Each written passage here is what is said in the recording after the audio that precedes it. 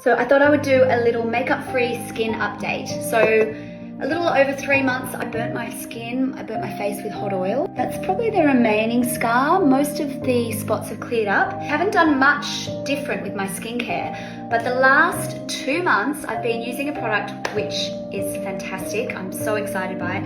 It's the Dermalogica Pro-Collagen Banking Serum. Scary statistic, we lose 1% of our collagen every year after the age of 30.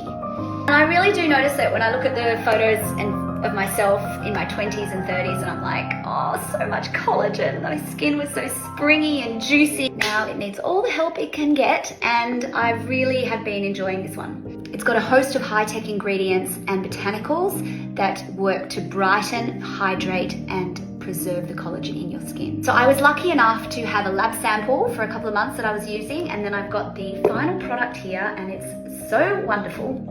Here are my before and afters. Oh, a lot more tanned.